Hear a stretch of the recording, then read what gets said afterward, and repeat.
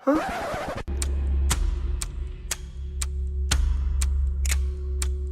ప్రశు, by mistake అయిపోయింది. అర్లేదు ధరణి, చిన్న గీతే కదా. ఏంటి ప్రశు, కార్లో దుమ్మేస్తేనే ఒప్పుకోవు, అలాంటిది ఇంత పెద్ద గీత పన్నా?